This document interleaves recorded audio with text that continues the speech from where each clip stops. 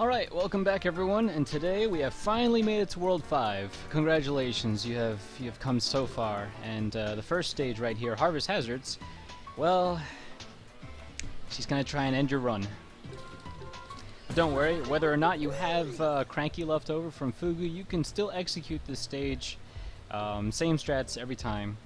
It is the strats that we go for in the any percent run. These strats do not work in time attack, unfortunately, but these are the King Zing strats, and I'll be sure to go over why. Why they have such a cool name, and why they're so awesome. Don't worry, you are allowed one boo-boo.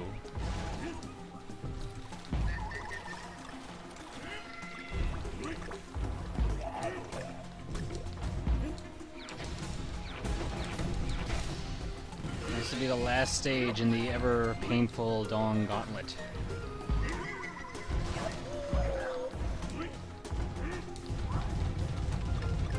The second gauntlet in the run, anyway.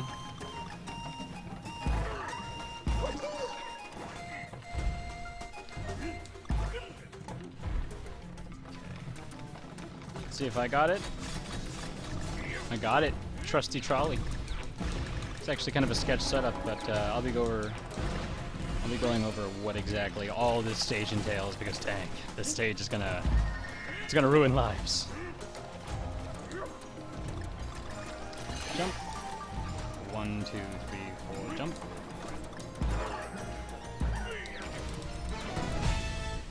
Alright. So that was Harvest Hazards, and I really sincerely hope that is how Harvest Hazards go for you in your run, because I'll tell you right now, there are about 1 million different ways to die in this stage, and all of the runners have so far come across every single one. And even though we have come across quite a number of them, we still find new ones.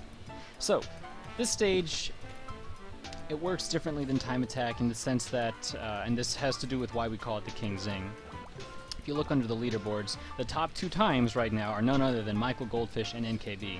Now for a long time, the strat used to be take Dixie, and she was fastest throughout the stage. Goldfish last did this with Dixie, and then NK came up with a strat that made Cranky even faster. But between the two of these strats, that's how we currently do the any percent route, because Cranky to Dixie, Dixie to Cranky is how the barrel cycles work. So we're actually able to use part of the Dixie strats and part of the Cranky strats. And because Goldfish is the king of this game and NKB is a bee, we call it the King Zing after the great enemy from Donkey Kong Country 2. And now that the history lesson is over, we'll be going over what you need to be looking out for in this stage. So the beginning of this stage is tied to a very important barrel cycle. You don't want to be losing more than 3 seconds, but hopefully none at all. So after you mash out of the intro, you're going to try and jump over that tuck. Now whether or not you successfully jump over him without taking damage does not matter, so long as it does not rattle you, because you need to keep your focus. Just bear in mind, if you make it over him clean, congratulations, you're not going to take damage. If you make it over him clean, congratulations, you survived the first scary part. You are allowed the free extra hit later on. If you don't get over him cleanly, you're gonna have to be a little tense, but don't worry, because oddly enough it works out that you don't get hit. So from here, after you do or don't get hit, you're going to be looking for a hoots. You want to do a light hop to bounce off of him, and with or without Cranky you can do this entire thing. The light bounce off the hoots, you're trying to get onto a small platform. All the platforms, by the way, on this stage are very tiny. So light hop right there.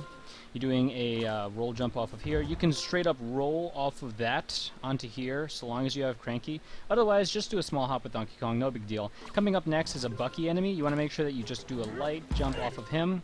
Bounce up here. Now, if you took damage in the beginning, these dropping claws are actually set up not to hit you, oddly enough. I just forgot to jump. Don't worry, you jump over that, you don't take any damage. It's actually pretty cool. But same thing with Donkey Kong. If you take the hit early, you jump right over that same claw. So what you're trying to do here is a roll jump, not too hard because you'll run to the ceiling, but you want to be able to go deep enough that you'll land right here, and then from here you're going to be grabbing Dixie. Now you want to make sure that you grab Dixie and then you keep going. There are a couple of different ways you can tackle this next section.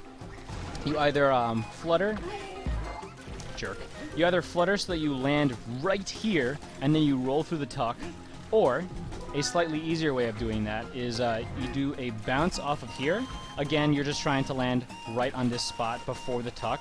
If you're not comfortable with landing before the tuck, landing before the tuck will save a little more time, because then you'll just roll straight through them instead of having to bounce again. You could bounce really hard. You'll jump over the tuck entirely. Or you could do a series of bounces that involves this, the tuck, and then you keep rolling straight through. These claws will be in such a way that you can continue going on without any problem. And that's the whole part of this stage, is like going through the first time is the only way to really prevent having to deal with like avoiding claws. Luckily, if you should die for any reason, all of the strats still work.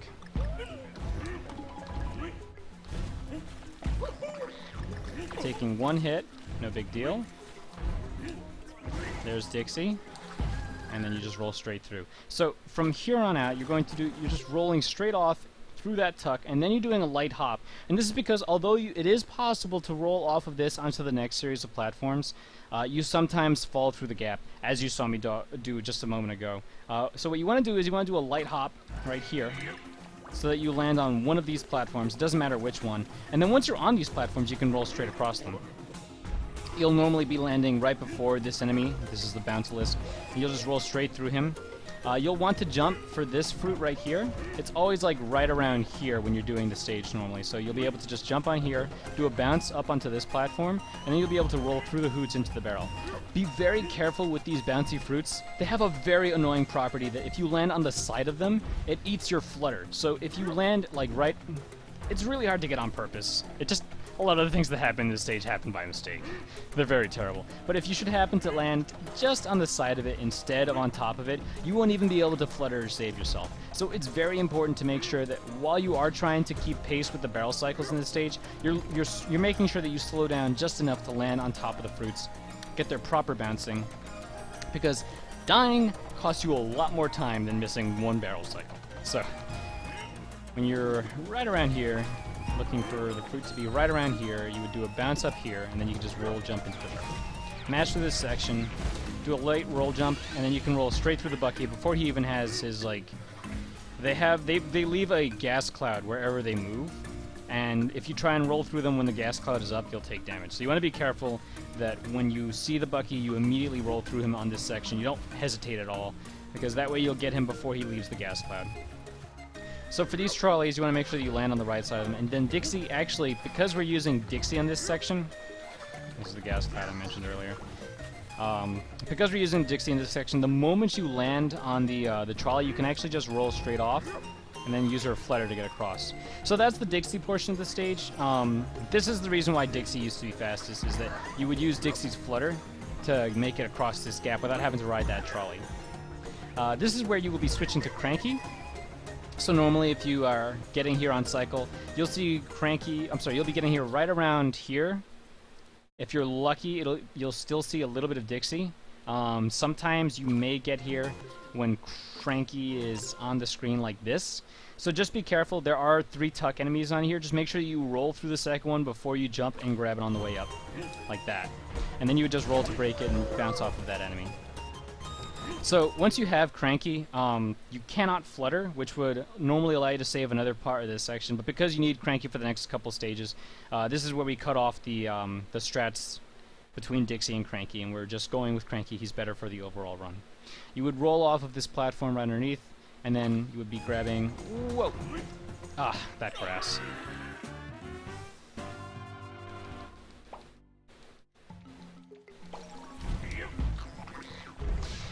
This is what Cranky normally has to do in time attack. You would have to wait till right about here, then do a roll jump. There we go. Whoa! Again, this is a very difficult stage. Expect to die a lot, but please practice the way I got it the first time. That's what you should be striving to do, because it causes you the least amount of trouble.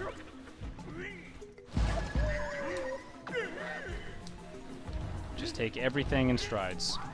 So right here, you're just waiting for this section to pass. You're just hanging on, no big deal. Now what I like to do on this section right here is when you let go of these things, you have a little bit of their forward momentum, so do practice dismounting these grassy ceilings. You're going to get flung off in ways that you're not expecting to the first couple times. And what you're looking to do here is you're bouncing off of the tuck and then a bucky enemy. So 1, 2. Now what I like to do, this is completely unnecessary, is I like to bounce off of the next one coming up and I bonk my head into the ceiling. You don't have to do that. Just make sure you don't skid off, first of all.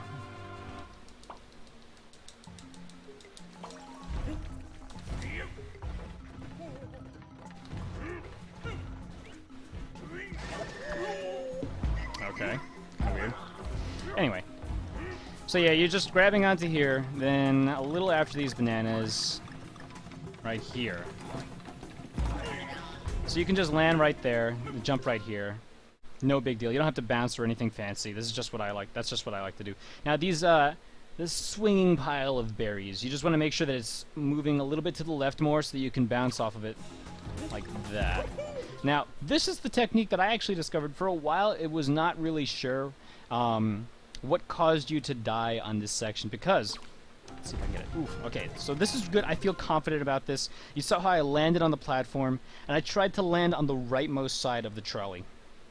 This is the MooMoo trust strat that everyone nicknamed for a while ago. Now we just call it the trusty trolley. If you land on the right side, you could just stay on this platform the entire time. You won't have to worry about jumping or anything, because normally those platforms drop, and this trolley would fall down with it. But for whatever reason, if you land on the right side, you're triggering everything in the scene in such a way that the platforms come up and you don't have to jump.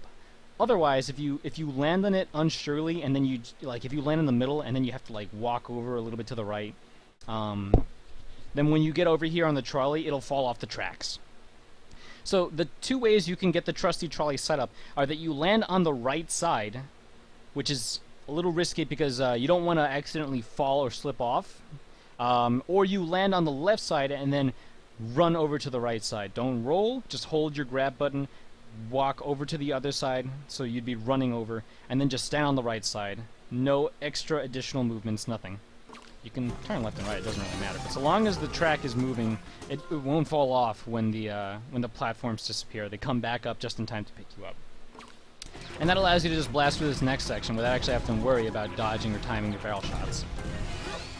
So you do a roll jump over that bounce list, and then for the next set of dropping claws, I like to position myself right around here, and before the one behind me lands on me, the one in front of me comes up. Roll so that you dodge the one behind you and get underneath the one in front of you.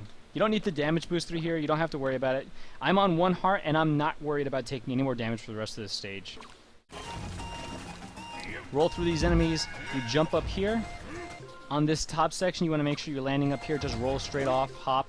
Now, for this last section, just rolling right here before the crane that's over me, it's going to drop. The crane in front of me, I would roll into if I kept rolling. So just make sure you hop.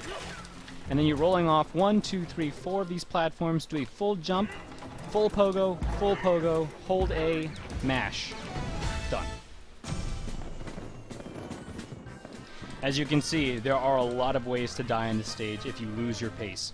So do make sure that you look at the way that I went through the first time, analyze all the strats that I covered, the techniques that you should be looking out for on the stage, where to jump, when to jump, and what your alternative options are, because this stage is very difficult as far as platforming goes. It is one of the more execution-based stages that's in the run. So before we end here, I'm going to show off NK's strat because it is absolutely insane. It's one of the coolest things that I've ever seen.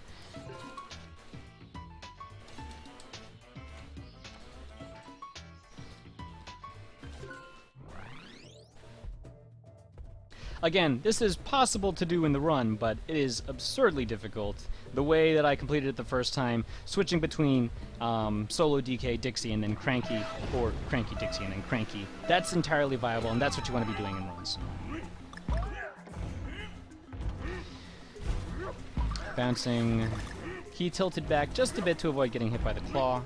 He has the barrels all fixed on Cranky, so he won't see any Dixie barrels.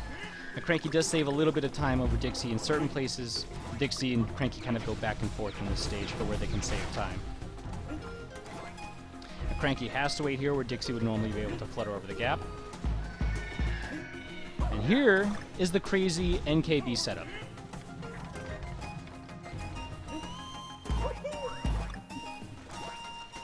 There are no words. There are no words. Now, before he even realized that he was also getting the trusty trolley setup right here, a lot of the runners didn't understand like what it was. So he told me at the time, he was like, "Oh, I just got lucky." But it's based on your positioning on that platform. And although he did the damage boost there, the ending is entirely the same. You don't have to damage boost through it.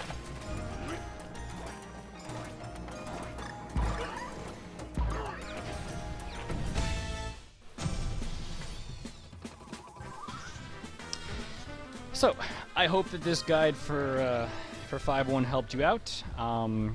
Do keep in mind, it is a very dangerous stage. It is the last stage on your second gauntlet of this game.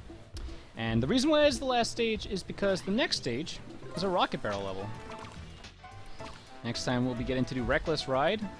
Pretty chill level. A way to relax after all the stress that you've been through from 4-5, 4-6, Fugu, and this mess of a stage. So, can't wait to see you next time on Reckless Ride, where we'll have a little more fun and kind of catch up on some breathing we've needed to do. See you next time.